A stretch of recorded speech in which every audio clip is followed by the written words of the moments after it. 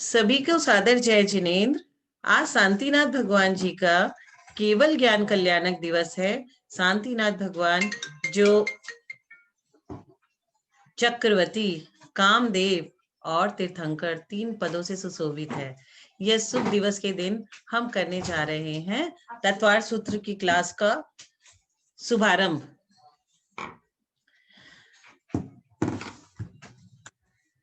तत्वार सूत्र एक बहुत ही महान ग्रंथ है।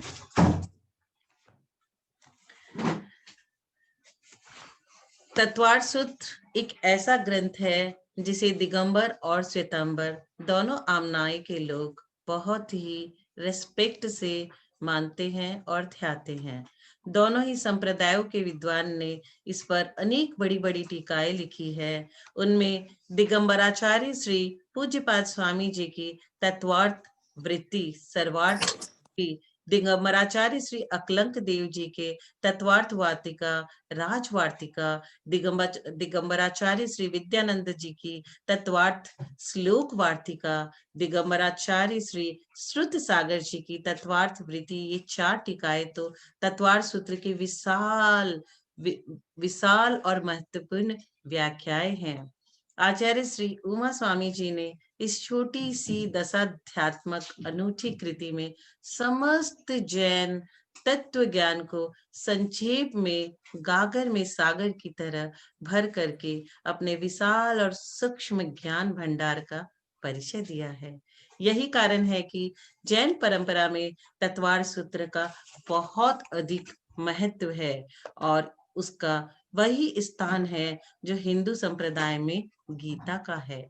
हिंदू संप्रदाय में लोग गीता जरूर पढ़ते हैं, वैसे ही हमारे जैन संप्रदाय में लोग तत्वार सूत्र पढ़ने की इच्छा बहुत रखते हैं। जब मेरी बात होती थी किसी से तो लोग कहते थे तत्वार सूत्र क्या हमें समझ में आएगा? तो मैंने कहा इसमें बहुत छोटे छोटे सूत्र हैं, आपको बहुत ही अच्छे से समझ में आएगा।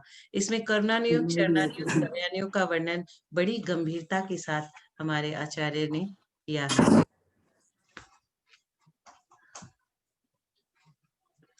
तत्वार सूत्र के प्रणेता आचार्य श्री उमा स्वामी जी के कुल और परिचय का आज तक उपलब्ध हमें नहीं हुआ है, परंतु वृद्ध परंपरा से इतना अवश्य विदित हुआ है कि वे दक्षिणात्य ब्राह्मण थे। आपके विद्या गुरु और दीक्षा गुरु कौन थे, यह भी अनिर्णित है। कुल शिलालेखों से यह अवश्य विदित हुआ है कि आप कुंद आचार्य कुंद परंपरा के थे। आचार्य कुंद बहुत ही महान आचार्य है। आचार्य उमा स्वामी जी की रिद्धियों की मैं क्या बात करूं, वे स्वयं उन्हें बहुत सारी रिद्धियां प्राप्त थी। उनके शरीर के स्पर्श मात्र से पवित्र पवन हलाहल विष को भी अमृत बना देता था। आप अपनी रिद्धि के प्रभाव से आकाश में चला करते थे। कुंद स्वामी की बात कर रही हूँ। नगर तालुका के एक दिगंबर शिलालेख नंबर 46 पर उल्लेखित लेख से इस ग्रंथ के कर्ता का उमा स्वामी नामांतर भी प्रतीत होता है। इस प्रकार दिगंबर संप्रदाय में उमा स्वामी एवं उमा स्वामी नाम से आपकी उमा स्वामी या उमा स्वती नाम से आपकी ख्याति है।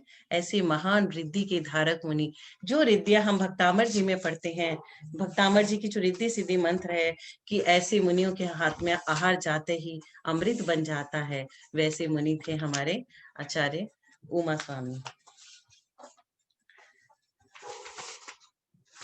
अभी हम जो तत्वार सूत्र का शुभारंभ करने जा रहे हैं, उस सूत्र के बारे में मैं थोड़ा सा आपको बता दूं कि इसमें 10 अध्याय हैं तत्वार्थ सूत्र में, और छोटे छोटे से सूत्र ग्रंथ पे लिखे गए गंभीर विशाल और युक्ति युक्त ग्रंथों की समृद्ध परंपरा है। दिगंबर जैन परंपरानुसार तत्वार सूत्र के 10 अध्याय में कुल 357 सूत्र हैं। प्रथम अध्याय में 33 सूत्र है, द्वितीय अध्याय में 53 सूत्र है, तृतीय अध्याय में 39 सूत्र है, चतुर्थ अध्याय में 42 सूत्र है, पंचम अध्याय में 42 सूत्र है, षष्टम अध्याय में 27 सूत्र है, सप्तम अध्याय में 39 सूत्र है, अष्टम अध्याय में 26 सूत्र है, नौवे अध्याय में 47 सूत्र है और 10वें अध्याय में मात्र 9 सूत्र है। जैसे कि 14वें गुणस्थान का समय बहुत छोटा होता है, वैसे ही 10वें अध्याय में केवल 9 सूत्र है। 10वें अध्याय में 5वें अध्याय का सूत्र संख्या 11वां नंबर सूत्र नाणु है। यह पूरे तत्वार सूत्र के वर्णमाला के केवल 2 वर्ण से बना हुआ है। सबसे छोटा सूत्र नाणु। सूत्र जब सबसे छोटा होता है तो लिखने वाले को इतनी खुशी मिलती है कि बहुत छोटा में हमने अच्छे से समझा दिया, और वह खुशी वैसी होती है जैसी एक महिला जब किसी पुत्र को जन्म देती है तो उनको जो खुशी मिलती है वही खुशी आचार्य को सूत्र को छोटा करने में मिलती है। तो हम तत्वार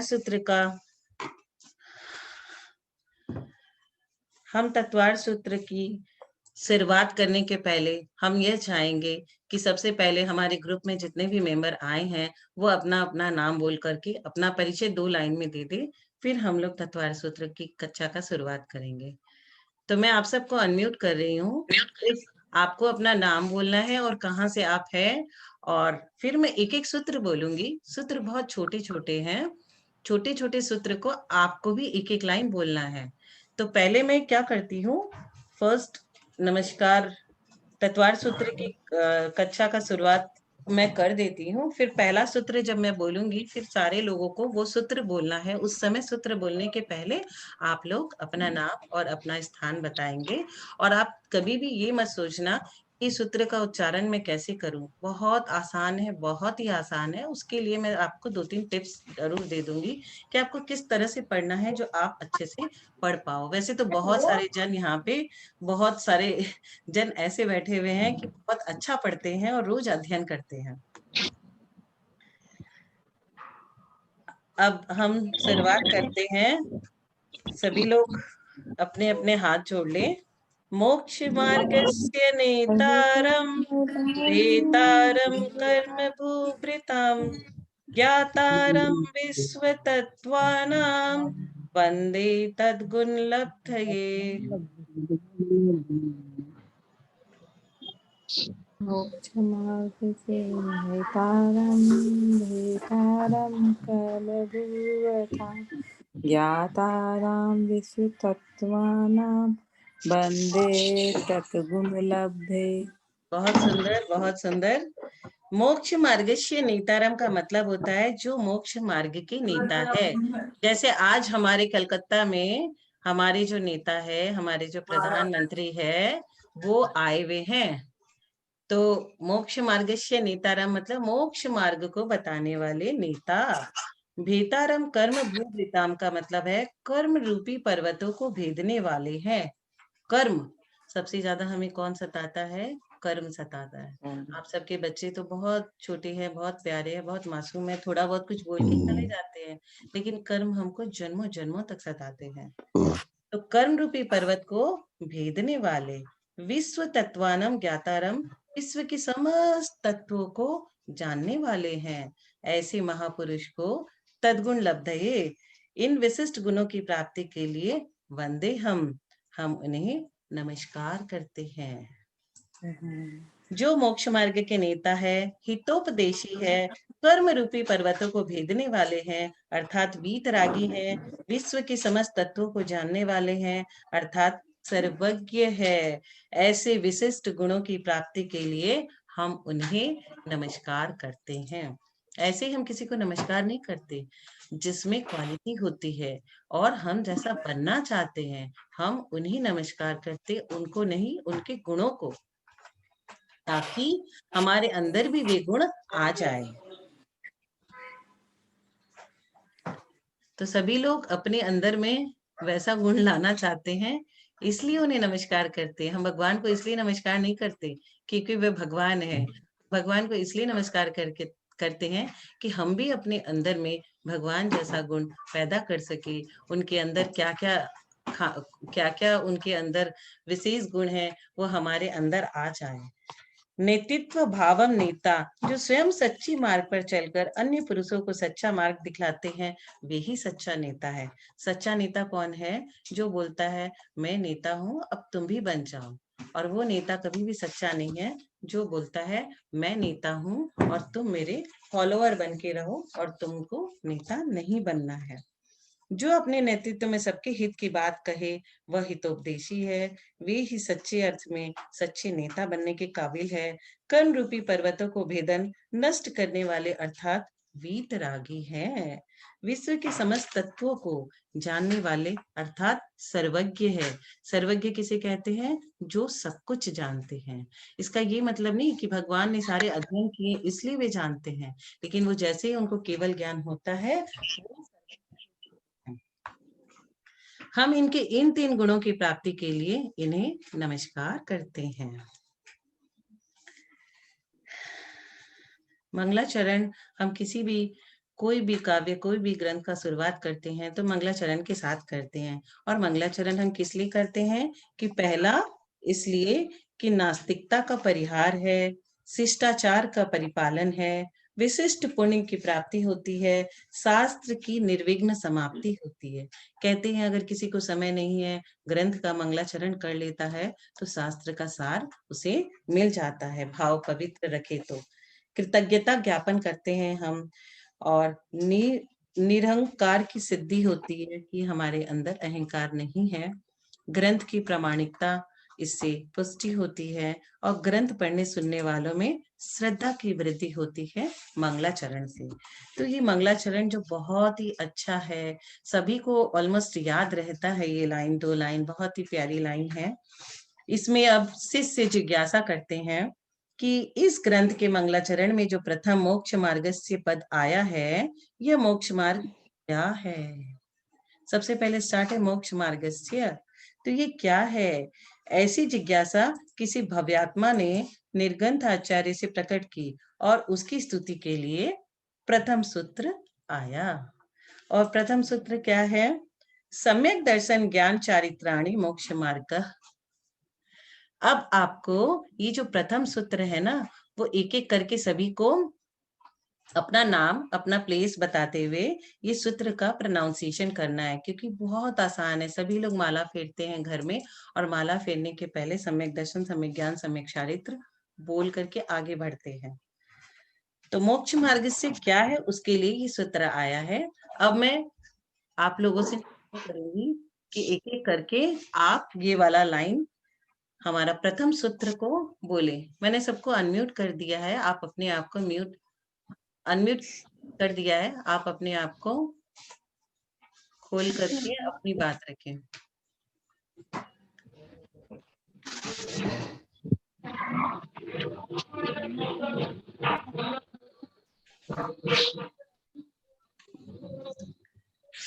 आप बोल रहे हैं आईफोन से जिन्होंने लॉगिन किया है सबसे पहले वही आए थे हमारे साथ। हाँ भाभी, आप बताइए अपना नाम, अपना प्लेस। आप म्यूट हो, आप अपने आप को अनम्यूट कर लीजिए। यस, हेलो, हाँ जी, आप बोलिए।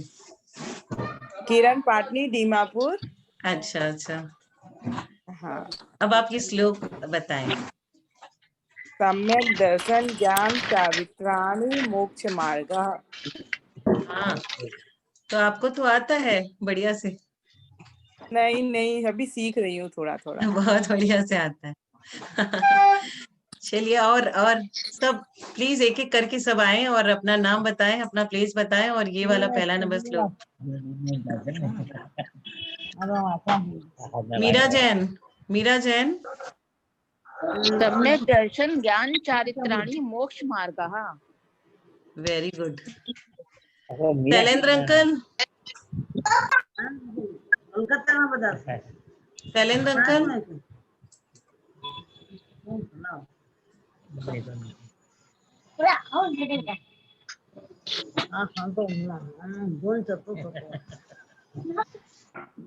शैलेंद्र अंकल, आप बोल रहे हैं?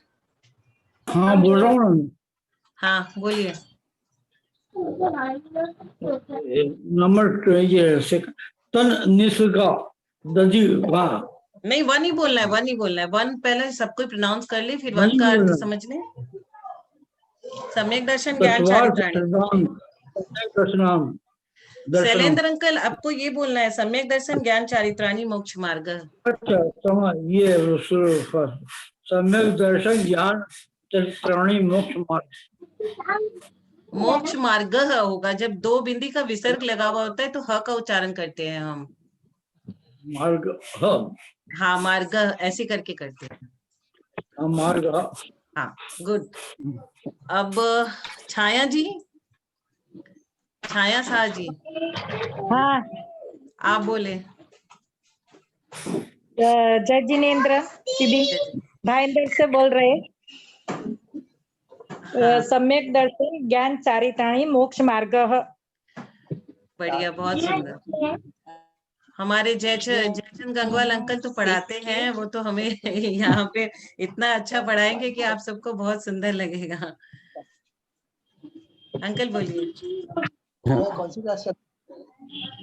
जय जिनेन्द्र, मैं जयचंद गंगवाल हैदराबाद से। प्रथम सूत्र सम्यक दर्शन ज्ञान चारित्राणि मोक्ष मार्ग। अंकल बहुत बढ़िया संस्कृत प्राकृत का उच्चारण करते हैं। नेमीचंद अंकल, अब आप बोलिए। बाबूजी आप बोलिए। हम बोल रहा हूँ। नेमीचंद जैन, जयपुर से। सम्यक दर्शन ज्ञान चारित्राणी मोक्ष मार्ग है। बहुत सुंदर। कनक आंटी आप बोलिए। सम्यक दर्शन ज्ञान चारित्राणी मोक्ष मार्ग है। बढ़िया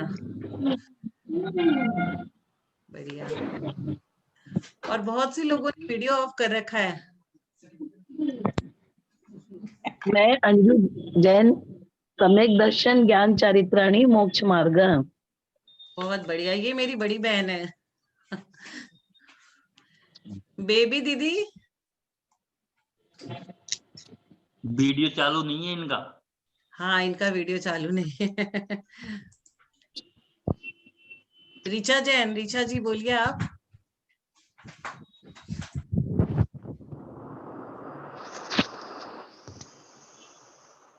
जय जिनेन्द्र। हाँ ऋचा सम्यक जी। दर्शन ज्ञान चारित्राणी मोक्ष मार्ग। बढ़िया। जयंतीलाल शाह जी बोलिए।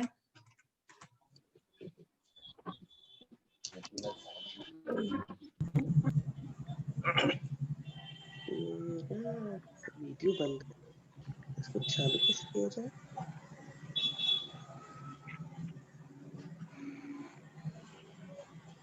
बेबी दीदी,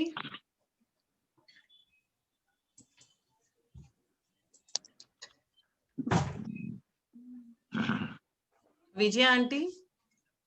जी जी, जय जिनेन्द्र, प्रणाम सभी को। इनकी आवाज आप सुनोगे तो लगेगा आपको कि सुनते ही रहे। इतना अच्छा संस्कृत, इतना अच्छा प्राकृत, और उतना ही अच्छा हिंदी, और उतनी अच्छी स्वर है इनकी।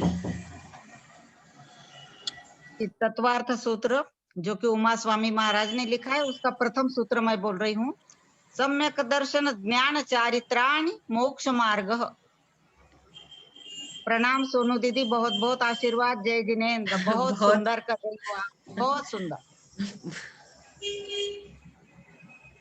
कृपया जो अपना वीडियो बंद कर रखे हैं उनमें से कोई बोलना चाहता है तो ऑटोमेटिकली आप अपने आप को अनम्यूट करके बोले, मैंने आपको अनम्यूट कर रखा है, और नहीं तो हम ये सूत्र को समझाएंगे आगे।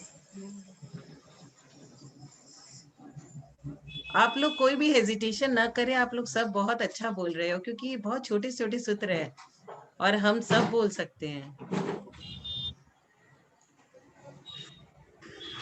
हाँ बेबी दीदी बोलिए। सम्यक दर्शन ज्ञान चारित्राणी मोक्ष मार्ग है। बढ़िया।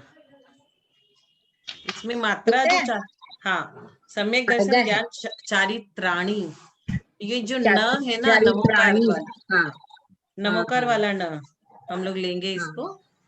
और सम्यक दर्शन ज्ञान चारित्राणी मोक्ष मार्ग है। हाँ, आप लोग अगर इसको सभी को ही पढ़ते जाओगे ना तो संस्कृत और प्राकृत पे इतना अच्छा कमांड आ जाएगा, क्योंकि मुझे भी पहले नहीं आता था, मैंने भी सीखा है। मैं पढ़ पढ़ के पूर्णमती माता जी का मैंने तत्वार सूत्र सुना, बहुत सुंदर गाती है वो। तो इसी तरह आप लोग भी उतना ही सुंदर अगर गाना चाहते हो तो आप लोग भी अभ्यास करें। आप लोग वैसे बहुत अच्छा बोल रहे हो। अब और कोई प्लीज, जिनका जिनका वीडियो ऑफ किया हुआ है वो कोई भी बोलना चाहता है तो प्लीज बोले। और दूसरा नंबर श्लोक, जिनको भी बोलना है वो अपना रेज हैंड कर देंगे तो मैं उनको अनम्यूट कर दूंगी, क्योंकि यहाँ कुछ लोग बोलना नहीं चाह रहे हैं, कुछ लोग बोलना। तो जिनको भी बोलना है वो अपना रेज हैंड करें। पहला नंबर का आगे हम लोग ले लेते हैं। सम्यक दर्शन का क्या मतलब है? तत्वार्थ का सम्यक श्रद्धांत।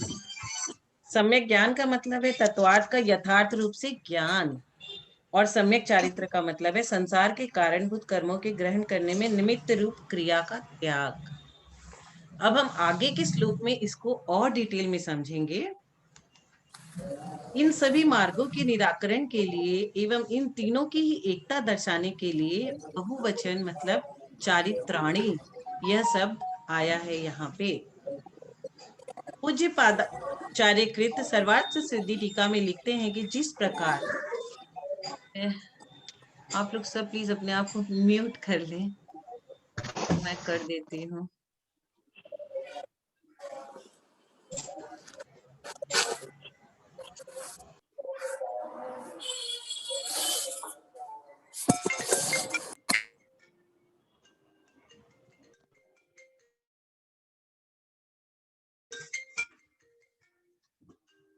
पूज्य पादाचार्य सर्वार्थ सिद्धि टीका में कहते हैं कि जिस प्रकार रोग को दूर करने के लिए मात्र श्रद्धान ज्ञान एवं आचरण रोगी के रोग को दूर करने का उपाय नहीं है, उसी प्रकार अकेले अकेले अथवा दो दो का समूह, जैसे हम लोग परम्यूटेशन कॉम्बिनेशन करते हैं ना, 3 5 7, तो 3+5 या 5+7 या 3+7, तो ये तीन संख्या को ले लेते हैं, तो कोई भी एक संख्या का दूसरा संख्या के संग जोग करते हैं तो उससे हमारा काम नहीं बनता है।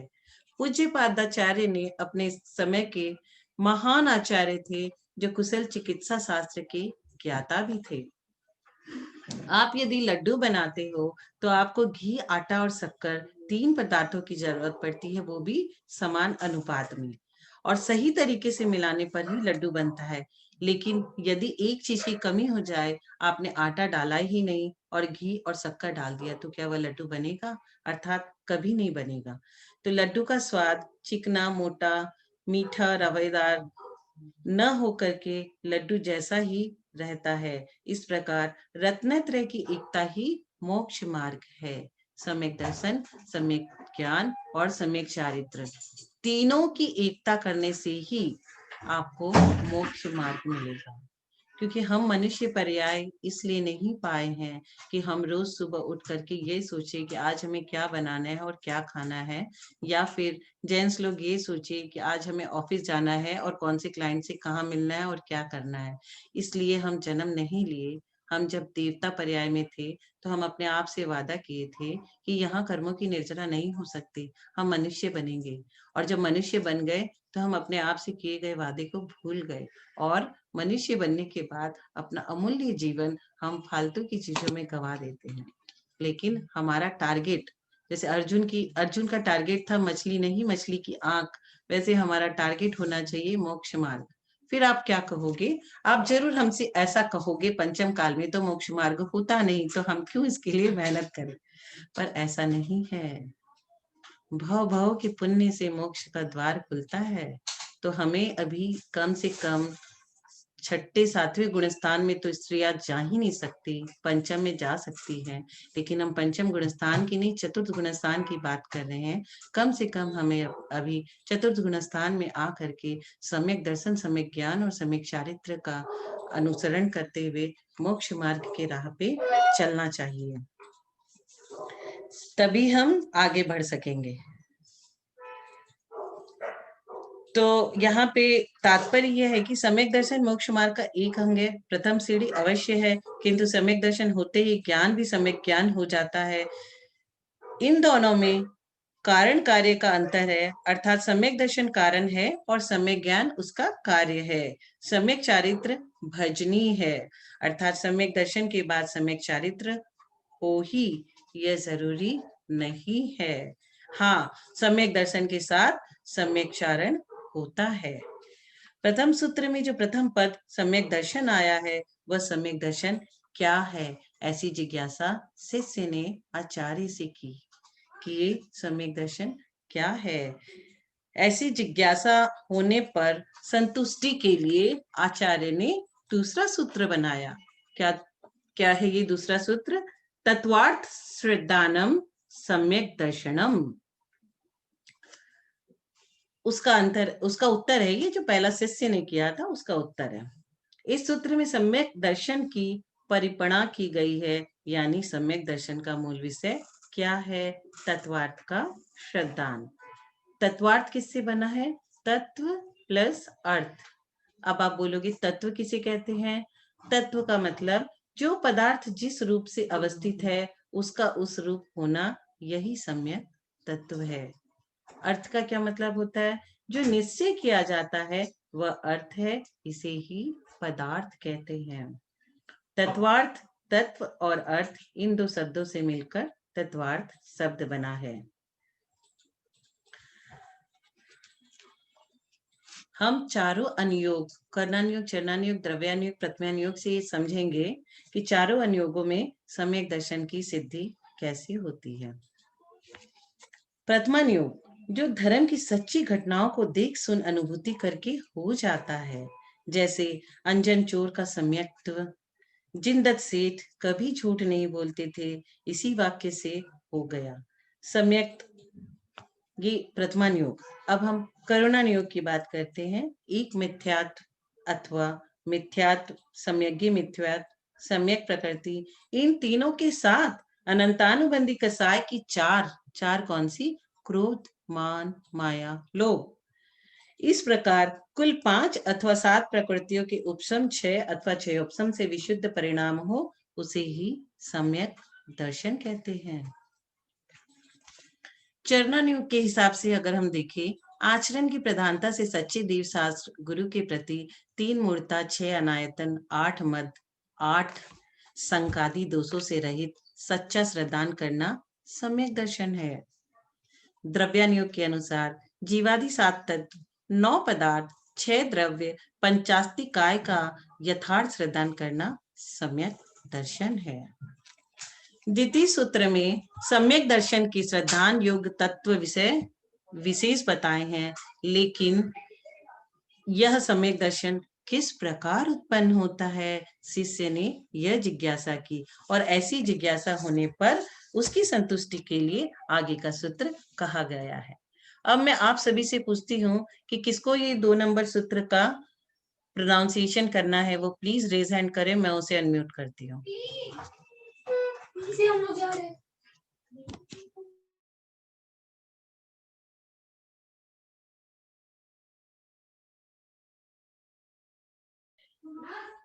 कोई अगर 2 नंबर सूत्र का उच्चारण करना चाहता है तो प्लीज आप रेज हैंड करें, मैं अनम्यूट करती हूँ।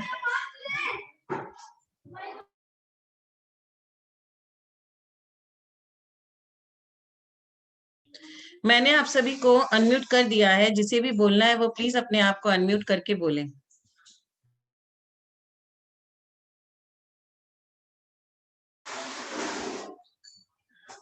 हाँ, कनक आंटी बोलिए प्लीज।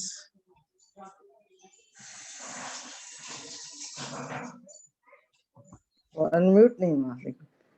हाँ, तत्वार्थ श्रद्धानम सम्यक दर्शनम। सही, ठीक है। हाँ, एकदम बढ़िया। अब आगे और कौन बोलना चाहते हैं, प्लीज बोले।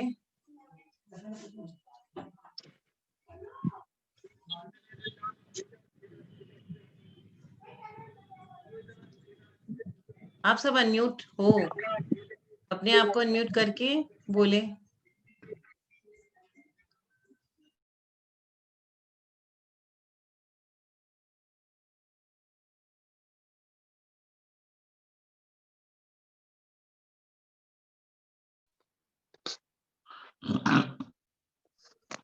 मैं बोल रहा हूँ।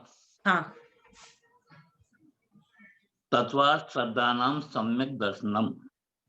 अब थोड़ा सा इसके बारे में और बताना चाहता हूँ। जैसे आपने बताया था ना 3 मूर्ता, तो 3 मूर्ता कौन कौन सी होती है? लोक मूर्ता, जैसे नदी में गिरना, पर्वत से गिरना। दूसरी देव मूर्ता, कुदेवों की पूजा में धर्म को मानना। और तीसरा गुरु मूर्ता, जैसे पाखंडी, लोभी, गुरु की सेवा करना। इसी प्रकार से 8 मत जो कहा आपने वो है जाति का मत, कुल मत, बल मत, रूप मत, विद्या का मत, तप मत, धन मत और ऐश्वर्य का मत। इसी प्रकार सम्यक दर्शन के भी 8 अंग हैं। निसंकित, दूसरा निकांक्षित, तीसरा निर्विचिकित्सा, चौथा अमूढ़ दृष्टि, 5वां उपगोहन, 6ठा स्थितिकरण, 7वां वात्सल्य, 8वां प्रवाहना। ये तीनों तुम्हारे जो उसमें आए थे, ये सारे के सारे इन तीनों का आगे वो कर दिया। बहुत सुंदर, बहुत सुंदर बाबूजी। आप कोई और बोलना चाहेंगे? सूत्र जी को पढ़ना चाहेंगे कोई? तत्वार्थ श्रद्धानम सम्यक दर्शनम। बहुत सुंदर।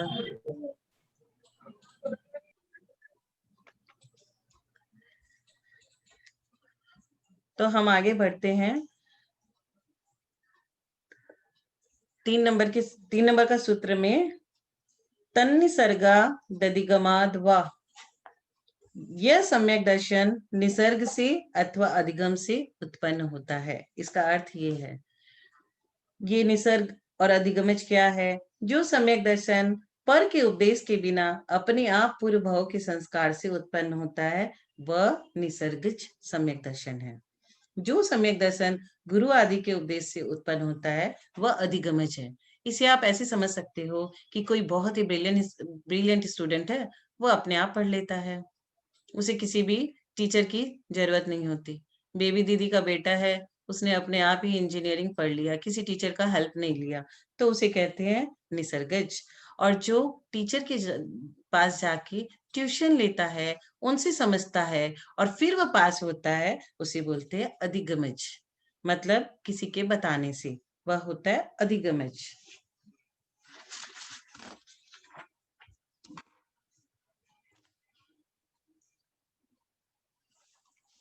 अब शिष्य क्या कहते हैं कि सूत्र संख्या में 2 में जिस तत्वार्थ श्रद्धान को सम्यक दर्शन कहा है, उसमें जिन सम्यक तत्वों का श्रद्धान करता है, वे तत्व कौन कौन से है? ऐसी जिज्ञासा होने पर आगे का सूत्र ऐसा कहा गया है कि जीवा जीवाश्रव बंध संवर निर्जरा मोक्षास तत्वम। जीव अजीव आश्रव बंध संवर निर्जरा और मोक्ष, ये 7 सम्यक तत्व है। अब आप बोलोगे जीव क्या होता है? जिसमें चेतना, ज्ञान, दर्शन, शक्ति पाई जाती है, वह जीव है। और जिसमें चेतना नहीं है, वह अजीव है। आश्रव क्या है? शुभ और अशुभ कर्मों के आने के द्वार को आश्रव कहते हैं। बंध क्या है? आत्मा और कर्मों के प्रदेश का संश्लेष मिल जाना बंध है। संवर किसे कैसे कहते हैं? आश्रव रूप कर्मों को रोकना संवर है। निर्जरा सतागत कर्मों का एक देश क्षय होना निर्जरा है। मोक्ष किसे कहते हैं? सतागत समस्त कर्मों का विशेष एवं प्रकृष्ट रूप से छूट जाना मोक्ष है। अब मैं इसको एक एग्जाम्पल के द्वारा आपको समझाऊंगी। एक राजा जो कि राजमहल में रहता था, एक दिन एक शत्रु सेना ने सेना सहित उस राजा के राज्य में प्रवेश कर उस राजा को राजमहल में ही बंदी बना लिया। लेकिन राज्य पुरुषों सैनिकों ने राजमहल का मुख्य दरवाजा बंद कर दिया और शत्रु के सैनिकों को एक एक करके सबको मार गिराया और अपने राजा को स्वतंत्र कर लिया। इस दृष्टांत में राजा क्या है? राजा जीव है। आप सब बता सकते हो, मैं पूछूंगी राजा कौन है और तो आप सब एक एक करके बता सकते हो कि ये जो एग्जाम्पल था उसमें कौन क्या है। तो राजा क्या है? राजा जीव तत्व है। राजमहल क्या है? राजमहल अजीव तत्व है।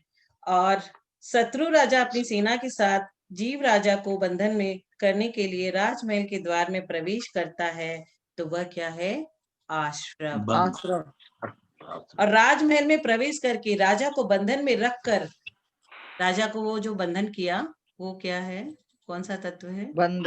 बंद। बंद तत्व। यस। राजा के सैनिकों द्वारा प्रमुख द्वार बंद कर देना, यह क्या है? संवर। संवर। ये हम सभी को करना है क्योंकि आश्रव तो होगा ही, निर्जरा कर नहीं सकते, तो हमें क्या करना है? मुख्य द्वार को बंद करके संवर करना है। राजमहल में प्रविष्ट शत्रुओं को एक एक करके मार गिराना, उसको क्या बोलते हैं? निर्जरा। निर्जरा। शत्रु राजा सहित उसके समस्त सैनिकों को पूर्ण रूप से निकालकर उस राजा को दुश्मनों से मुक्त करा देना, पूर्ण रूप से, यह क्या है? मोक्ष। मोक्ष। तो यह उदाहरण एक बहुत ही स्पष्ट है, लेकिन मैं और एक उदाहरण देती हूँ, वो भी बहुत छोटा सा और बहुत अच्छा है। नदी वाला। जैसे नाविक जीव है और नाव क्या है? अजीव है। और नाव में छेद हो गया, वह है आश्रव, क्योंकि छेद से पानी आ रहा है। पानी भरना बंद है और पानी आना, उसको रोकना, पानी के आने को रोकना संवर है। और भरा हुआ पानी को थोड़ा थोड़ा थोड़ा चुल्लू भर भर के निकाल देना क्या है? निर्जरा। निर्जरा। और पूरा पानी निकाल करके नाव को सुचारू रूप से पार कर देना, मोक्ष हो गया। तो आप सभी को समझ में आया? अब ये जो चौथा नंबर है ना, ये बहुत अच्छा है, इसका चिंतन करने का बहुत अच्छा श्लोक है, जीवा जीवाश्रव बंध संवर निर्जरा, क्योंकि हम हमेशा कर्मों का आश्रव करते रहते हैं और हमें पता भी नहीं चलता हम कब कौन सा कर्म बांध लिए, और फिर रोते रहते हैं कि हमारे संग ऐसा क्यों हुआ। तो हमें सोचना चाहिए, हमें चिंतन करना चाहिए। अब मैं चाहूंगी एक एक करके आप लोग सभी ये 4 नंबर की सूत्र को गाएं। सभी कोई, आप लोग अपने आप को एक एक करके अनम्यूट करें। अंजू दी, बीबी दी, अंजू दी।